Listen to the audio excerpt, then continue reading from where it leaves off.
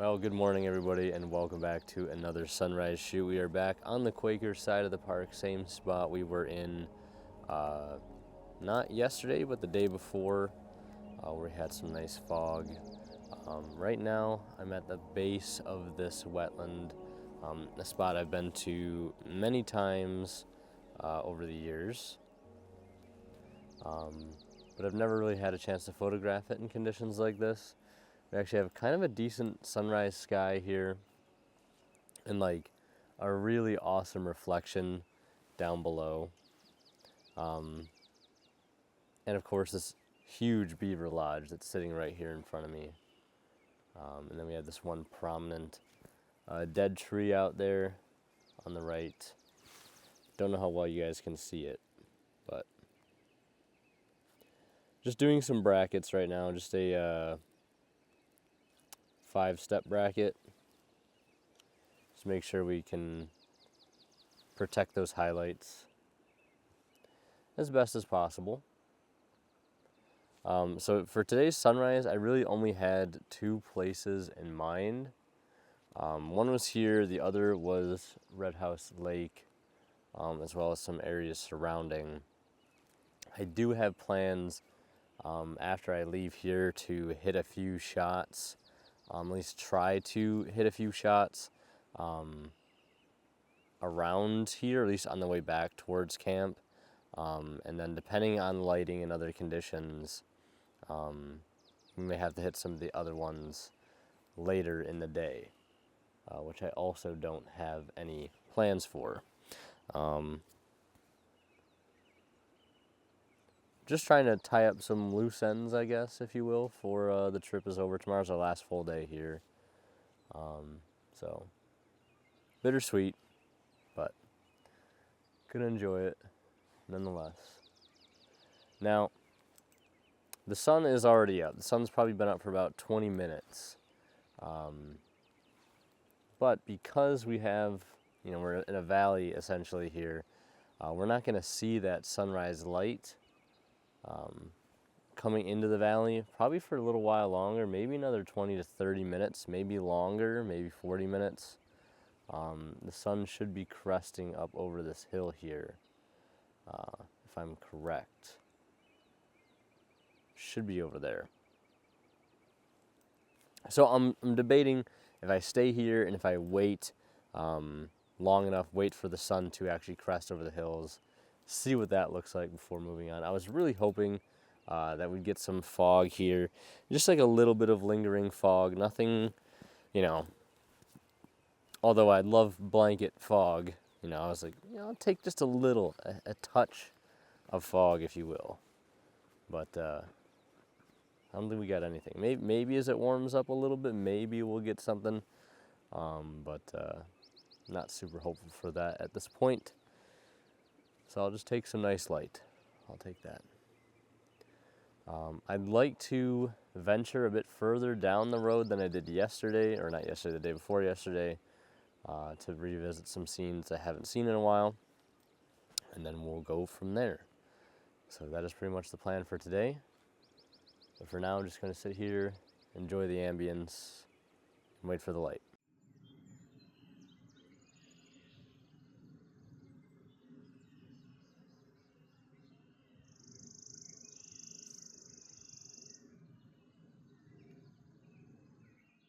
So I've been waiting for the sun to come up, and wasn't sure exactly the angle of where it might be, but I can just see it peeking through some denser clouds up just above that hill line. I shot a little bit of B-roll on my phone for you guys to see.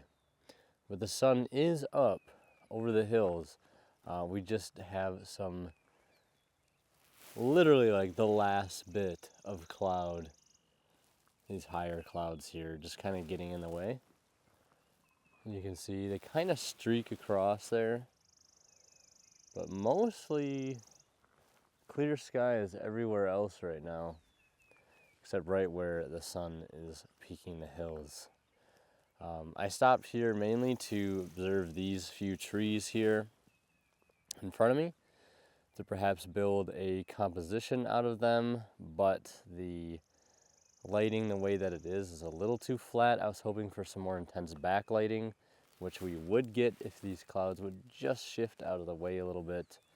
So I'm probably gonna walk up maybe just a tad further, kind of hang out, but maybe the light's gonna come in here in just a second. Also keep looking to the hills behind me to see if those are gonna start lighting up. That's usually one of my indicators. Once you see the hills start to light up at the top, that's how you know it's getting time for some light. Yeah, that definitely looks a lot better now. Sun's a lot brighter. Too bright to stare at now, whereas before you could see it filtered heavily through the clouds. All right. We may have something to work with here. Also, there used to be an old schoolhouse here way back in the late 1800s, I believe. And there's actually a couple blooming, I think they're apple trees in the center. Between these two pines here, there's, I think, 2 flowering apple trees, which look really nice. There's a lot of apple trees on this road. Probably because it used to be like a farmland, kind of settlement type area, so those are just kind of remnants from the people who used to live here. So, pretty cool stuff. But I'm gonna stay here a little longer and kind of wait for the light, see what happens. It's still kind of filtered light. Still filtered light, so not quite where I want it to be. Also, one of the other things I just remembered is I would like to fly my drone, not here, but out over the reservoir, the Allegany Reservoir, from one of the main roads out there, just outside of the park. Because it's actually flooded. Well, I shouldn't say it's flooded. The reservoir is always flooded, but the level of the water is a lot higher than it was the last time I saw it after the winter thaw and everything. And there's tons of willow trees out there, and a lot of the banks on the opposite shore are just completely flooded. So you have just all of these trees standing up out of the water, and I'm hoping that if the wind cooperates, there will be no ripples, there will be perfect reflections of these submerged trees, and I'd like to take the drone for a spin out there later, so hopefully that'll pan out. So right now we did have some breaks in the clouds. We did get a few moments, and I mean brief moments of some direct sunlight. But now we kind of have this soft, diffuse light, which I actually am really enjoying. So I ended up putting the 600 millimeter on. And basically just picking out small little details, some of these flowering trees way off in the valley. I have one framed up in particular right about there. You guys probably can't see it, but I do have a photo of it if you guys would like to see. Throw that up on the screen if it ends up panning out. If it doesn't, you won't see it. But right now I really like it. The crown of the tree has some really nice structure to it, and then it's kind of sitting against this cooler blue background of the hillside with the other flowering trees behind it. So I do like that. But I think going forward for the rest of the morning, I'm probably going to keep the 600 on just to focus in on some smaller details, because I think that's just what this morning is going to call for. Yeah, that's all right. Also, I do like the challenge of like keeping the 600 on for an extended period of time, because it kind of changes your thinking and how you go about photographing the landscape. Well, you know, you can only punch in on smaller details, and it kind of forces you to look away from like bigger picture stuff. So that I'm okay with. So now we're actually getting a bit more light here. So I am going to retake this shot with the different lighting. I'm at f11, aperture priority. And if anything, probably should add a timer here. I always try to add a little timer action with the 600 on. Now, some of the trees in the bottom of the frame are a little closer, so they do have some kind of, they do have a bit of a soft focus to them. Although not a ton. I suppose I could go up to f16 to maybe lessen that. but it's not really bothering me so much. It's not like they're super blurry and bokeh-y. They are just a little soft. Yeah, now we're getting some really strong light here. You can probably see it on my face. I'm covering up my eyes from being blinded. That looks really nice. Yeah, one of the things that is difficult about camping out here is, at least when it comes to photography, obviously I love camping out here on all the challenges that come with it, but when it comes to photography, there is one thing that is a little annoying to deal with, and that is not having internet connection to check the weather. That's why I was thinking about possibly getting Starlink. So when I do come out here, I do have access to weather. I really only use it on extended stays like this, which I plan to be taking many more of as the years go on. I'm just going to keep taking exposures here while the lighting is kind of how I want it. But it'd be so nice just to be able to check the weather before bed, get an accurate readout of what to expect in the morning, and that would help to better inform my decision, because right now I'm kind of just going blind. But that also is kind of exciting too, because it just means you never know what you're going to get, right? You never know what you're going to get when you go out. So you can get rain, you can get clear skies, you can get fog, you can get whatever. All right, so I'm just going to keep moving. Keep looking for smaller details. Especially while the hillside in the back there is still completely in shadow. The light has yet to creep over it. A lot of these trees should be backlit with a nice dark background, which is going to look pretty nice. So, also, one thing I'm seeing way off in the distance there are some really nice thunderheads. I did get a brief weather notification that there was lightning back up near where I live, about an hour and a half from here. Which that would have been nice to get some thunderstorms down here, but you can't have everything, so I'll take what we got. Yeah, I really like this composition.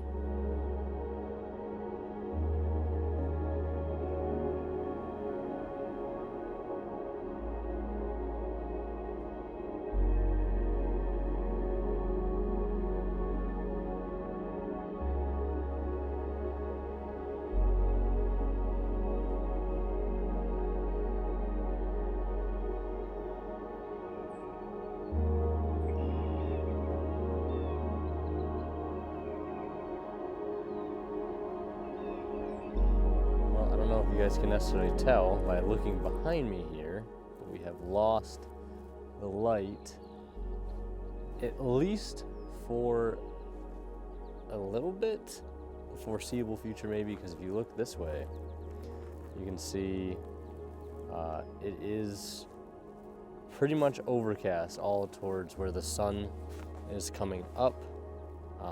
So we have some really soft light over here.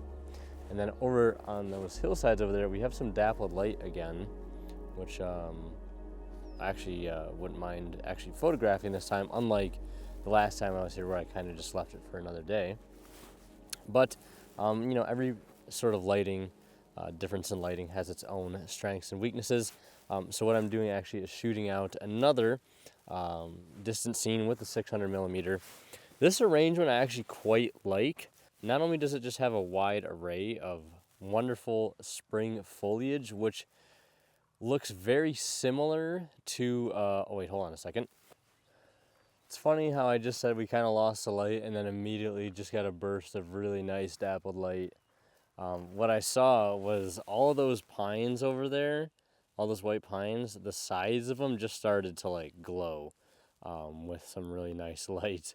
So I quickly put the camera down to try and get the shot. I don't know if it'll pan out. I think I got something similar yesterday while I was out here, or not yesterday, the day before yesterday.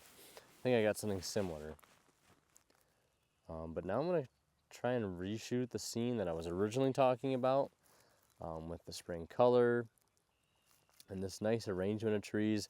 We have this really prominent tree on the right third, and then there's this other tree that sort of mimics its shape that's just kind of sitting in the back left, top left corner.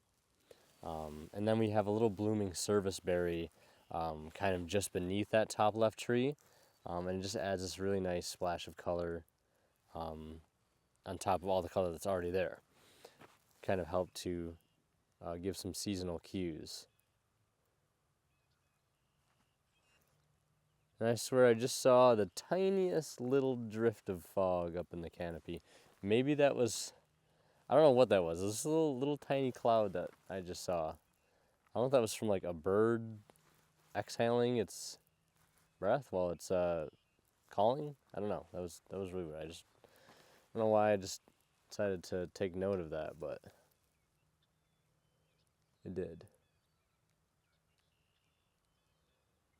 I don't know. It looks like all these clouds could clear out, but then again, there's some more high clouds above it, and I don't know, because this part of the sky over here is open, but this part of the sky over here is not open. So who knows? Who honestly knows? I have no idea what's going to happen. I might get jump scared by dappled light quite a few times this morning. That's all right. It's quite all right.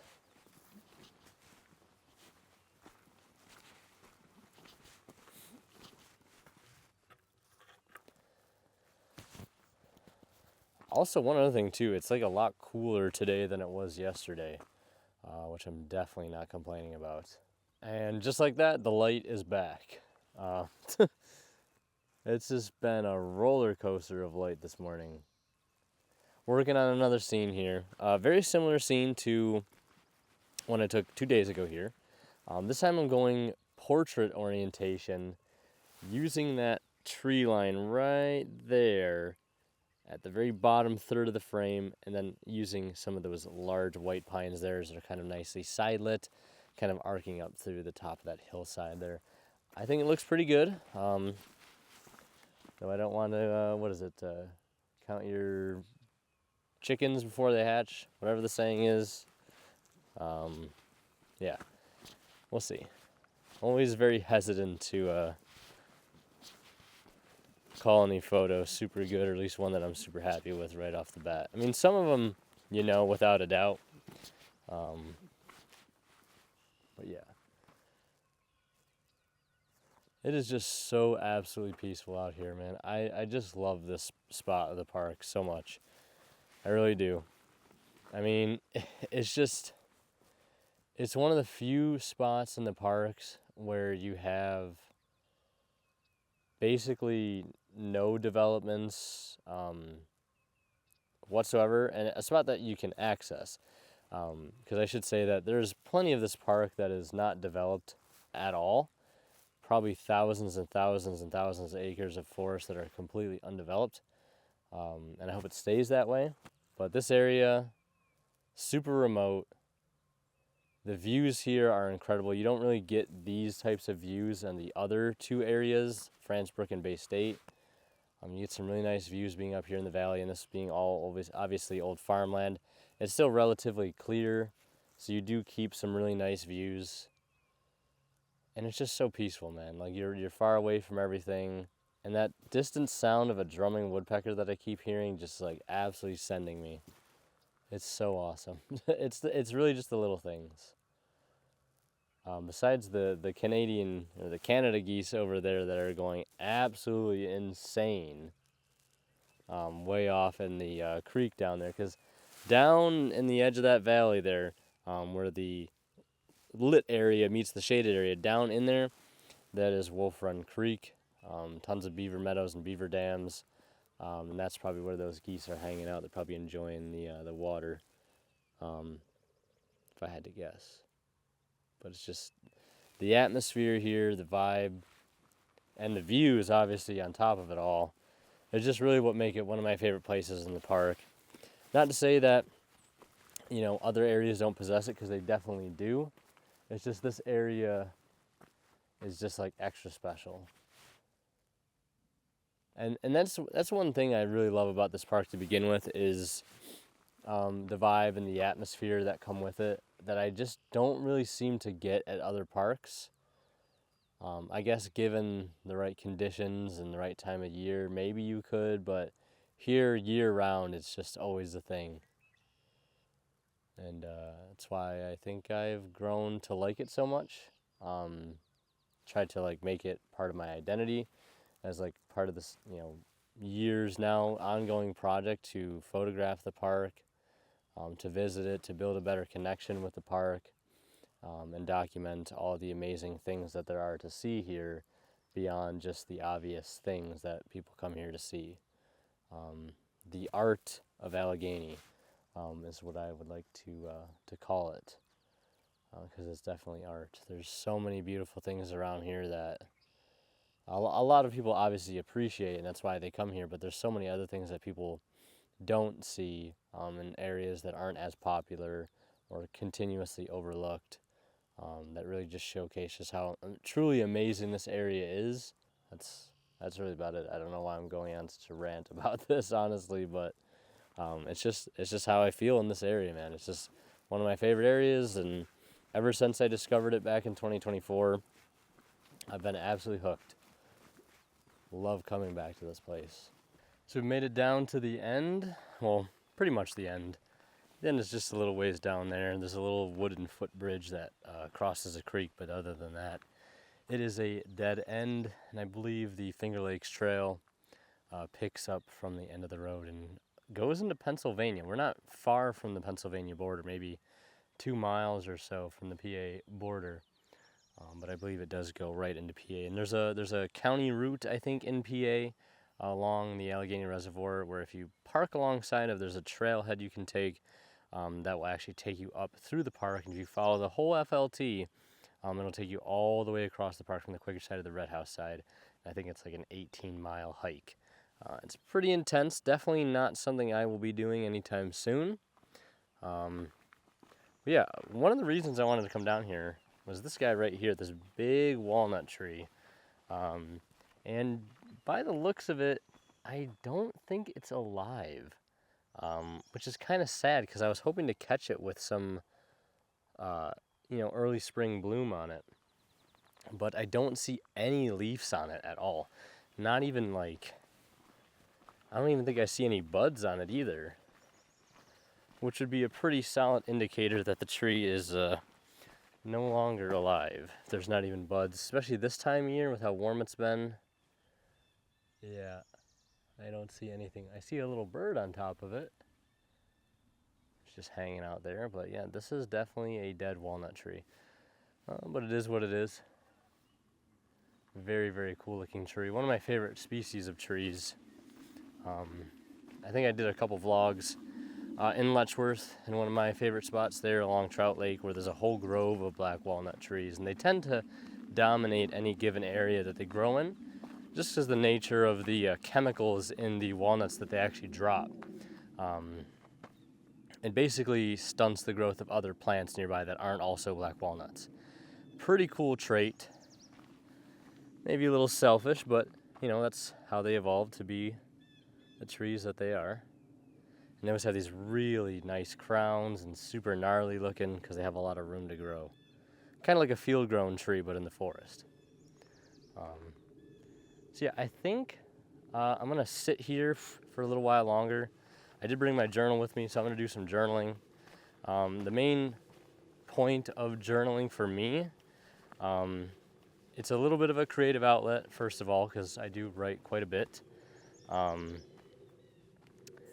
And secondly, it's a way for me to get all of the feelings, the thoughts, the experiences, all those raw emotions and senses, get them out of my head, get them out onto paper, which will go a long way in the future when I do eventually write a book about Allegany State Park, a photo book, lots of images, and lots of writing. I have no idea how many photos it's going to be, but my A World Gone Cold project, which is pretty much done by the time I'm recording this, I'm still waiting on to hear back from a few people for some feedback, and then some revisions after that, but it should be done right around the beginning of summertime, I'm thinking, which is exciting. And I think I put like 160, 170 photos in there. I didn't think I was going to go and put that many photos in, and that's only for like 2.5 years worth of images, So I can imagine for a place like this, when I do finally complete that project, it might be like 2 to even 300 photos. I have no idea, but I'll probably keep it trim. Part of me wants to just go all out and just dump everything in there, but I'd also like to trim it and keep it the absolute best of the best. But just scanning the hillsides out there for any standout subjects. I see maybe a couple trees here that look pretty good. I've actually never been down to this part of the road in the morning. I've been down here at sundown in the winter time, and I think early springtime, like back in March of last year. But I've never been here at sunrise, which, I would have liked to have done today maybe, but I really do like that section back there quite a bit where we were in front of that beaver dam. For me, it's always like the drive down here, at least if I'm, coming from home, the drive down here, driving down the dirt road, and then walking like a mile all the way down here. I know there are people out there that do way more crazier shit than me. I know I'm complaining really about nothing, but like, I don't know, that's just usually what ends up stopping me from coming down here. But I've always kind of dreamed about maybe getting some type of sunburst shot, with this tree here and everything. And actually, you know what? I am reminded that this tree is not dead. And if it is dead, it died somewhere between summer last year and now. Because I remember in the vlog we came down here to this tree and it had leaves on it, right? I know I saw leaves on this tree. So it has to still be alive. And there's a red-tailed hawk up there. I don't know if you guys can see that. Probably not. I don't even know why I bother pointing this camera at things that are super far away. Little red-tailed hawk soaring above. But yeah, this walnut actually might still be alive. But back to what I was saying, I kind of always wanted a sunburst through the branches of this tree, especially maybe as the sun peeks over the valley there, and you get some really nice light here, maybe some fog, right? A little fog, little mist goes a long way. But I don't think we're gonna get that anytime soon. So no big deals though. I'm gonna do a little journaling here, just kind of hang out, soak in the surroundings, and just kind of be present. Put the camera away, not really worried about taking any pictures. Let the dappled light come and go. Enjoy the breeze, the bird song, and the quiet. Aside from the passing jet overhead, which you can't really ever escape that. For the most part, but yeah.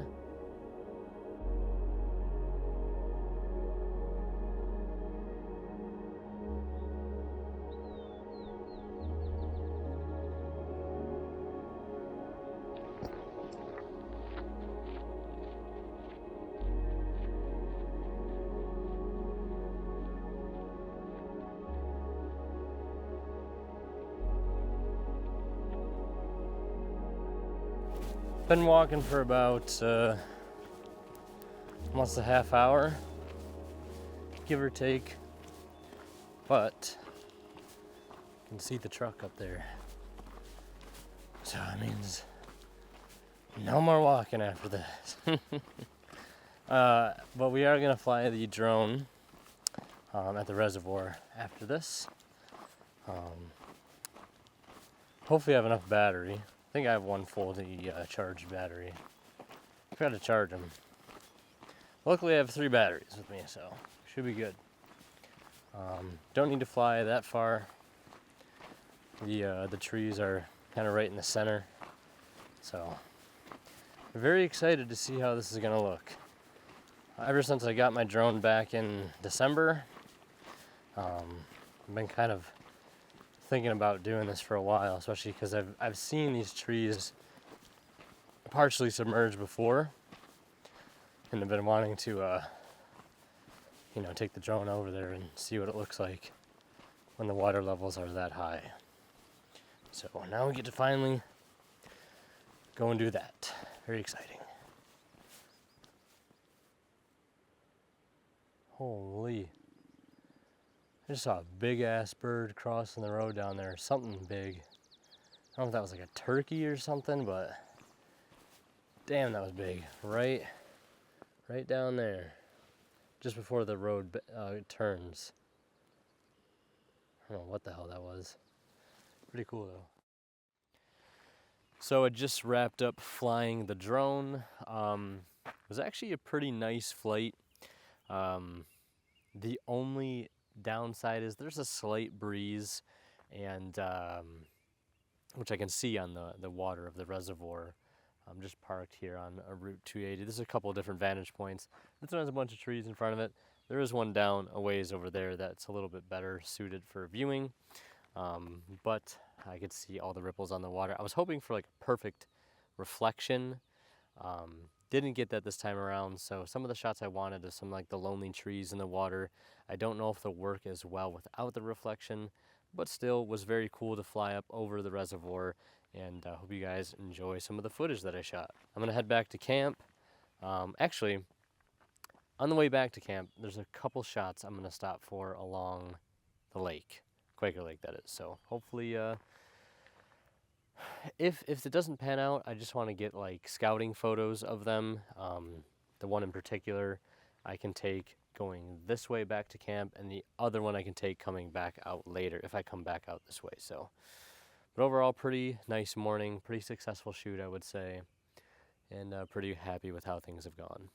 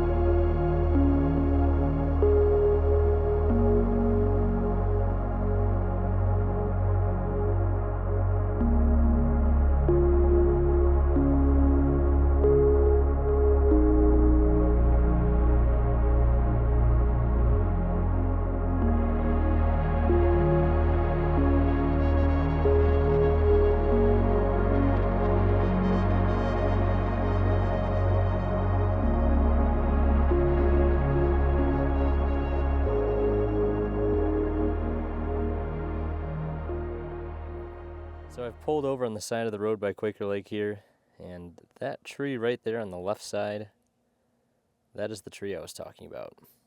Now I wasn't planning on shooting it from this perspective, but instead moving across the road. Beautiful reflection over there as well, partial reflection, but sliding over and getting that prominent left branch to sit perfectly behind the hill behind it, which I did manage to get, but I do have some lake in the shot, which I don't know if it helps or if it hurts, but that's the shot, and maybe we'll come back to it at a different date.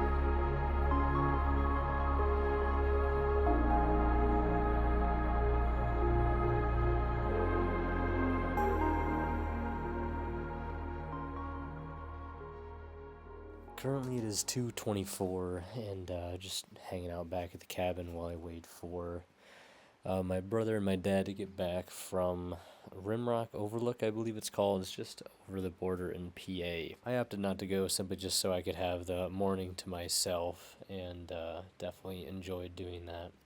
But now, just made some pancakes, did a little bit more journaling, and now I'm going to read for a bit until they get back, or if they don't get back within a reasonable amount of time, I'm probably going to go ride around on the bike for a bit. There's one scene that I photographed back in the winter which actually is a photo that I have never shared, but it will be in my Overworld Gone Cold project.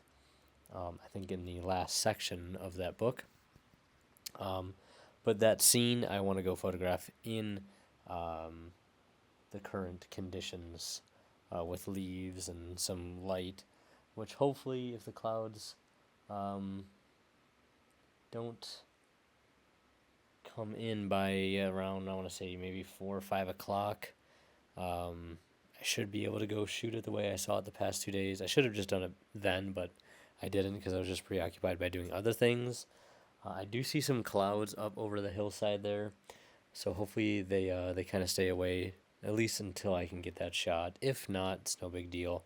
I always have tomorrow to try to get it as well. The book I'm actually reading currently is Be Extraordinary by Guy Tall. I read his other book, More Than a Rock, last year. Really, really enjoyed that. Read a few other books between now and then, and now getting back to this one. I started it a little while ago, but then took a break. So I'm just now picking it back up. It's quite a wordy book. Can be a little hard to grasp some of the concepts. Got to read it a little bit slower, at least for me anyways. But yeah, so I'm going to sit here, read that, enjoy the ambient sounds.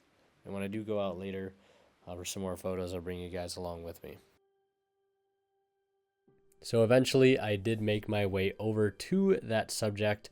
I was talking about the one that I've up until now only ever photographed in the wintertime. It was nice to see it with some foliage coming back in and with that sort of nice evening light. But ultimately I think I am going to revisit it in the future when I think conditions probably suit it a little bit better. Maybe a little fog. Who knows? But for now, I think I'm just happy with leaving it for another day. Afterwards, we headed over to the Red House side of the park to visit the admin building, where we had a nice little dinner at the Red House restaurant. Second time I've eaten there, not disappointed. And after that, we went downstairs to their sort of historical / wildlife education room. They've got tons of cool information there about the park and about a lot of the wildlife that live in the park, lots of birds, which for me is really cool because I absolutely love birds. They also had this really huge American black bear on display. I think they have 2 actually. And also picked up these really cool booklets. They made them for the 100-year anniversary of the park, I think in 2021. They showcase 100 points of interest within the park, and you know, for somebody who loves exploring this place, you know, I was hoping maybe I could pick them up and learn some things I don't know about the park already. So really have enjoyed looking through these, learning some things, like I said, that I don't already know, and maybe we'll put some of that information to use on future outings. And it's also really cool to see this because I really hope myself one day to put out a book project for this park, solely about this park. So yeah, who knows, maybe one day my book will be for sale in the Red House admin building, right? One can only dream. But yeah, that kind of rounded out our night. We ended up heading back to camp, where we had a nice campfire under a relatively clear sky, and yeah, enjoyed the rest of our evening there. But that's gonna do it for this episode. Hope you guys enjoyed. Stick around for the next, and as always, we'll see you guys around.